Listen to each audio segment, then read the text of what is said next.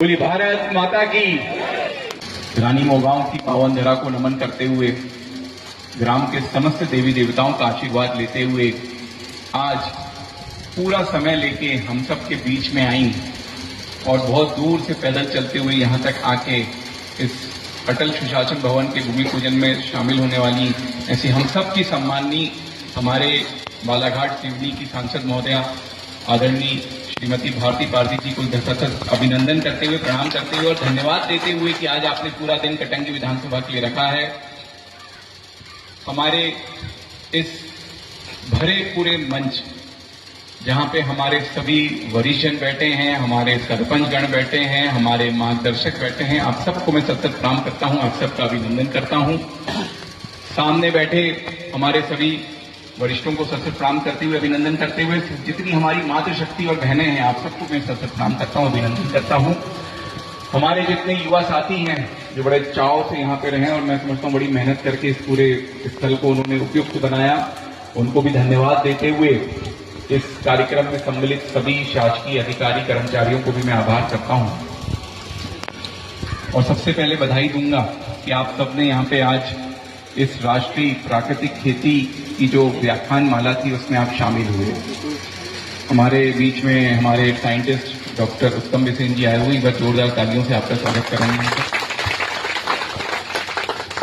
मैं समझता हूं कि व्याख्यान माला अच्छी हुई होगी।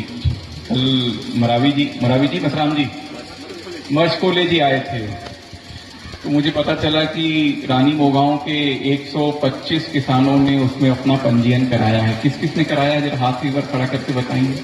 हाँ, बहुत बढ़िया, 125 किसान हैं।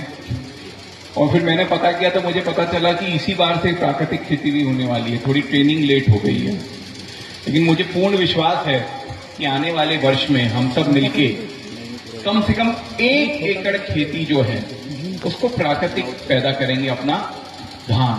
क्योंकि निश्चित तौर पे समझिएगा कि उसमें हम जब फर्टिलाइजर मारते हैं, दवाइयां मारते हैं, तो कहीं ना कहीं उसमें क्या है, दवाई में क्या होता है, पेस्टिसाइड में पॉइजनिंग होता है ना, वो कीड़ा मारता है किसी न किसी रूप में, वो फिर हमारे शरीर में जाता है।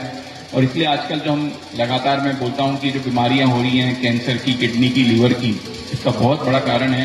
तो मेरा आप सबसे निवेदन है, मैं संकल्प यात्रा में आया था लगभग 1.5 साल पहले, जनवरी 2024 में, तब भी मैंने निवेदन किया था कि घर के खाने का धान कम से कम आप बिना दवाई बिना सोडे का लगाइए।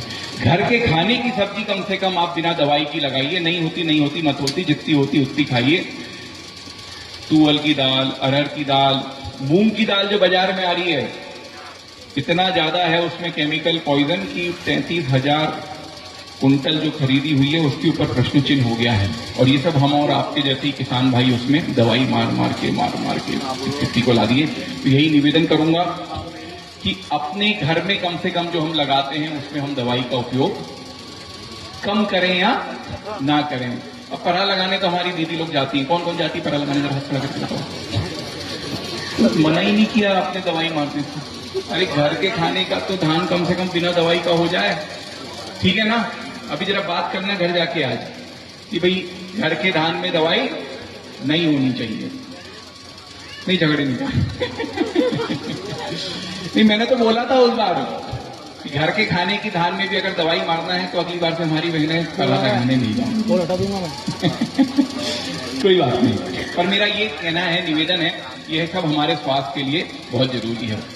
पुनः मैं हमारे दुर्गेश भैया को बहुत सारी बधाई देते हुए कि आपने एक लंबी लड़ाई लड़के इस जगह को यहाँ पे निश्चित किया, मैं आपको बहुत सारी बधाइयां देता हूँ और जोरदार तालियां होनी चाहिए। जैसा आपने खुद बताया था कि इस जगह को लेके काफी विवाद था, उस विषय को हमने निराकरण किया और आज इस जगह पे भवन का निर्माण हो रहा है। लेकिन ऐसा नहीं है कि सिर्फ रानी मोगांव घाट को ये भवन मिल रहा है। अभी मंच पे हमारे पुष्पेंद्र भैया हैं, इनके गांव को तो 45 लाख की बिल्डिंग मिली है, यही पंचायत भवन की, बताते नहीं है कोई। चिकला बांध वाले, उनको भी मिली है। और एक गांव है मेरे ख्याल से, 4 गांव को, पंचायतों को ये पंचायत भवन मिला है। सामुदायिक भवन कटोरी में मिल गया है। दुर्गेश भैया ने बोला है आसपास के भी हर 2-3 गांव में अगले साल तक सामुदायिक भवन हम जरूर देंगे। रोड की चर्चा आई, हमारे दिलीप भैया बोले सब तो यहीं दे दिया, गोद ले लिया। नहीं बताया उन्होंने, अभी 9.5 लाख रुपए मैंने उनके स्ट्रीट लाइट के लिए स्वीकृत किया हूं। वो बगल में बैठे हैं मस्करे जी, इनको ग्रेवल रोड दिए शमशान घाट से लेके कोटरू घाट तक। कोई नहीं बताएगा कि मेरे गांव में क्या दिए।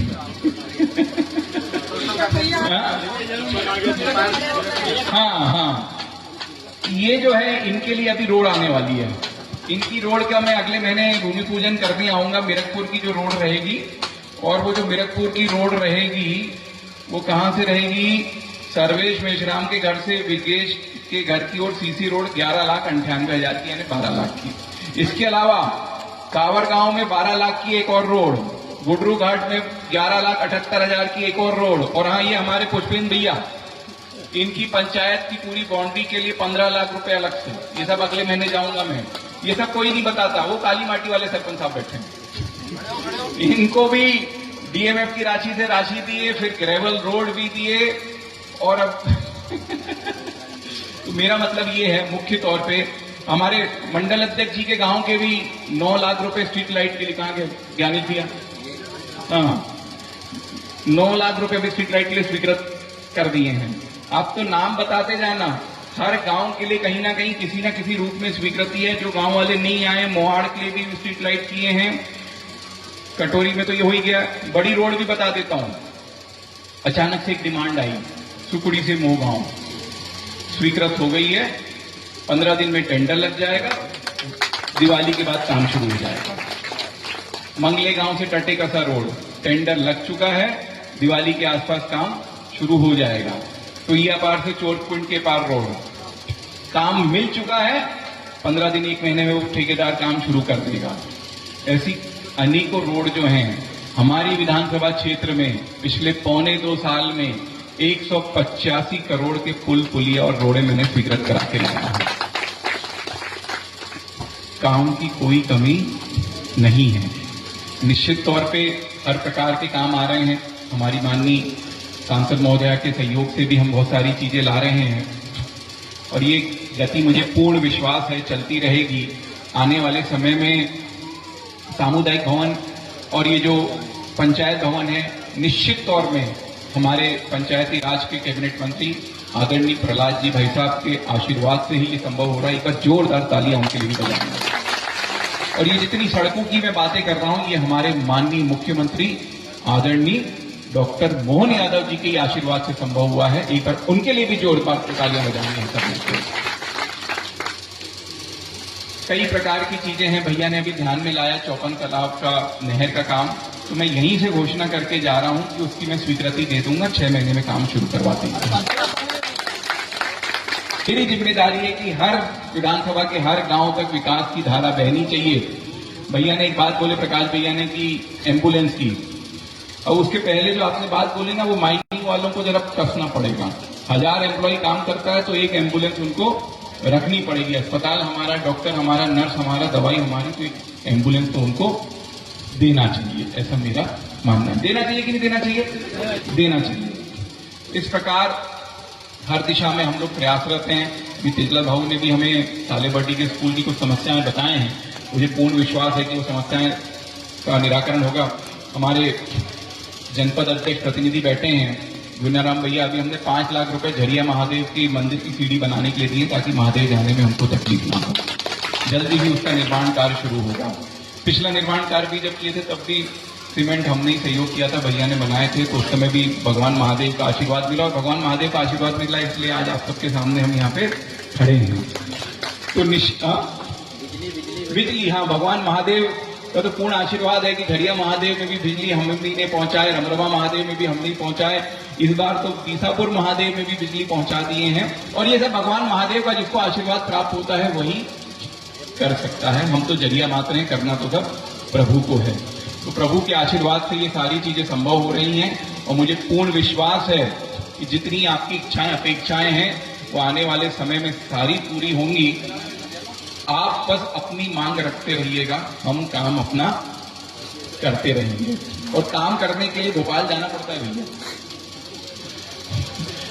यहां पे रह के काम नहीं होगा। बाहर जाके ही काम होगा और सारे काम आएंगे। पुनः आप सब यहाँ बहुत देर से बैठे हैं, आपको बहुत बधाइयां देते हुए, शुभकामनाएं देते हुए, बोलो भारत माता की वंदे। बहुत बहुत धन्यवाद।